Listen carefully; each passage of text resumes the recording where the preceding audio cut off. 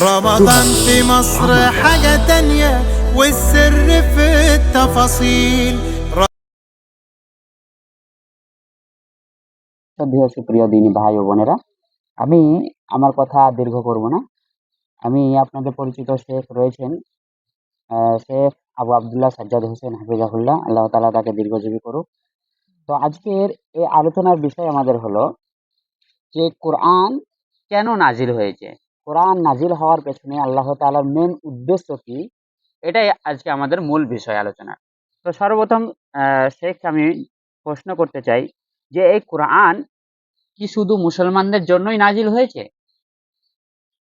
السلام عليكم ورحمة الله وبركاته. الحمد لله رب العالمين، الصلاة والسلام على سيد الأنبياء والمرسلين، أما بعد. আল্লাহ রাব্বুল আলামিনের দরবারে শুকর আদায় করছি। আল্লাহ রাব্বুল আলামিন আমাদেরকে পুনরায় নতুন একটি পর্বে আপনাদের সামনে উপস্থিত হওয়ার তৌফিক দান করেছেন, আলহামদুলিল্লাহ। শাইখ শুরুতেই আমাকে প্রশ্ন করেছেন, কুরআনুল কারীম কেন নাজিল হয়েছে? আল্লাহ রাব্বুল আলামিন কুরআনুল কারীম কেন নাজিল করেছেন?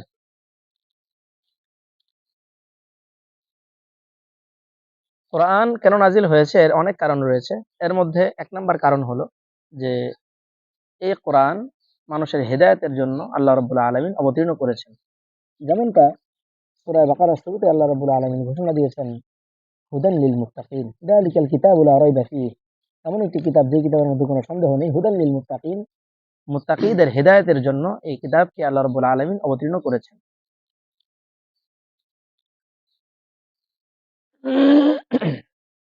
অনুরূপভাবে আল্লাহ রাব্বুল আলামিন আরো বলেছেন, এই কিতাবটি মানুষকে অন্ধকার থেকে আলোর দিকে আনার জন্য তিনি নাজিল করেছেন। যেমন আল্লাহ রাব্বুল আলামিন কোরআনে বলেন, কিতাবুন আনজালনাহু ইলাইকা লিতুখরিজান নাস, কিতাবুন আনজালনাহু ইলাইকা লিতুখরিজান নাস মিনাজ যুলুমাতি ইলান নূর।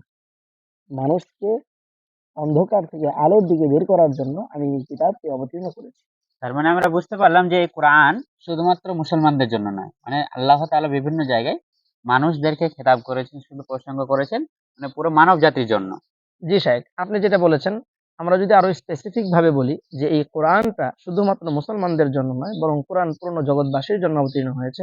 যেমনটা আল্লাহ রাব্বুল আলামিন বলেছেন, ইন হুয়া ইল্লা যিকরুল লিল আলামিন, যে এই কোরআনটা জগৎবাসীর জন্য উপদেশের বস্তু, জগৎবাসীর জন্য উপদেশের কিতাব। শেখের কাছে আমি আরেকটা বিষয় জানতে চাইবো যে এই কোরআন যে নাজিল হয়েছে এর মৌলিক বিষয়বস্তু কি, কয়টি বিষয়কে ঘিরে এই কোরআন নাজিল হয়েছে? জি শাইখ, আসলে যে প্রশ্নটি করেছেন, যে কোরআন মূলত তিনটি বিষয়ের উপর সমন্বিত একটি গ্রন্থ, যা মুসলমানদের জন্য পূর্ণাঙ্গ জীবন বিধান।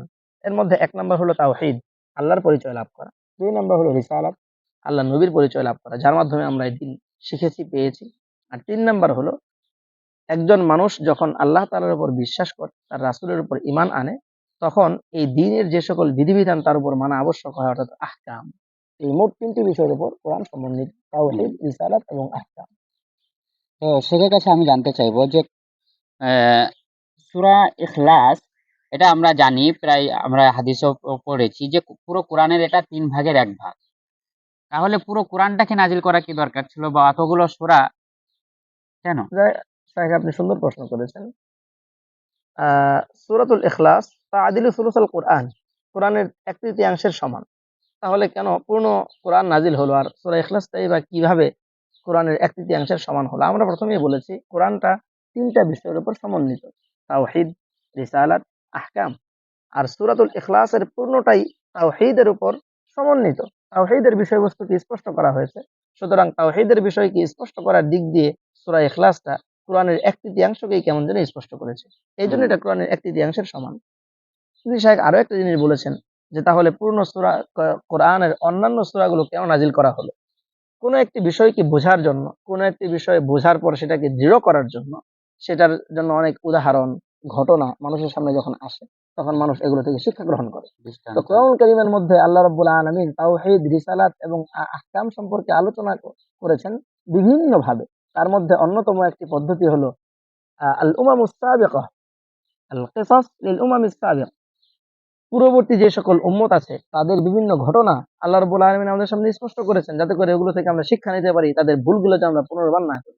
এই জন্য এবং পূর্ববর্তী উম্মতদের মধ্যে কি কি হুকুম হাকাম ছিল, এগুলোর কারণে তারা কি কি সমস্যার মধ্যে পড়েছে, কিভাবে তারা এগুলোর বিরুদ্ধাচরণ করেছে, এবং আমরা এগুলো থেকে কিভাবে বেঁচে থাকতে পারি এবং আল্লাহ তাআলা আরো অনুগত বান্দা হতে পারি, এই বিষয়গুলো স্পষ্ট করার জন্য মূলত আল্লাহ রাব্বুল আলামিন অন্যান্য সূরা এবং আয়াত গ্রহণ করেছেন। তার মানে আমরা বুঝতে পারলাম সূরা ইখলাস এখানে তো একটা তাওহীদের বিষয়কে ঘিরে রয়েছে বলে এটা কি হলো এক তৃতীয়াংশ। জি কিন্তু তাওহীদের আরো অন্যান্য শাখা প্রশাখা রয়েছে যেটা সম্পূর্ণ এর মধ্যে নেই।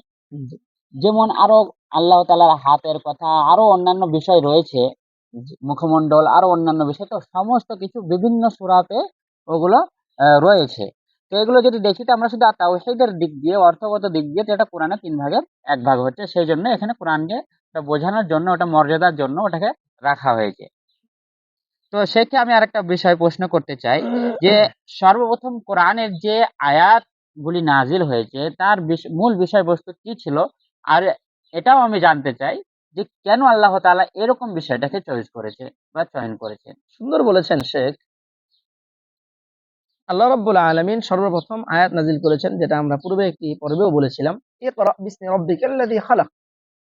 হে নবী, আপনি পড়ুন বিসমি রাব্বিকাল্লাযী খালাক, আপনার সেই রবের নামে যিনি আপনাকে সৃষ্টি করেছেন।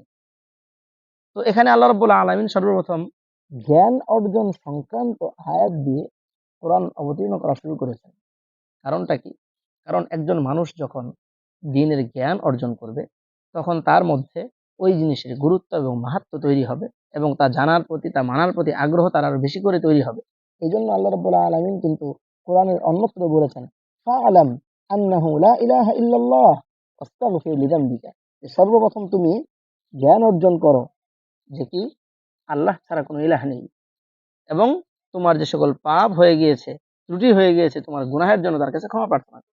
সুতরাং আমার যে গুনাহ হয়েছে না গুনাহ হয়নি, আমি হালালের মধ্যে আছি না হারামের মধ্যে আছি, আল্লাহ রাব্বুল আলামিন পরিচয় পুরোপুরি পেয়েছি না তার, নাকি তার সাথে কারো শিরক হয়ে যাচ্ছে, এই বিষয়গুলো বোঝা এবং জানার জন্য জ্ঞান অর্জন করা অত্যাবশ্যক।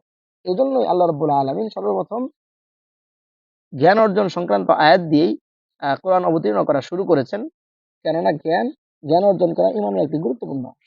এই জন্য শেখ আমি সর্বশেষ যেটা বলে শেষ করব, যে আল্লাহ রাব্বুল আলামিন কিন্তু বলেছেন, কুল হাল ইয়াস্তাবিল্লাযীনা ইয়ালামুনা ওয়াল্লাযীনা লা ইয়ালামুন, হে নবী আপনি বলুন যে যারা জানে আর যারা জানে না তারা কি সমান হতে পারে? অর্থাৎ যাদের মধ্যে দ্বীনের জ্ঞান আছে, যারা আল্লাহ তাআলার পরিচয় পরিপূর্ণরূপে জানে, দ্বীনের বিধিবিধান জানে, তারা এবং যারা জানে না তারা কখনোই সমান হতে পারে।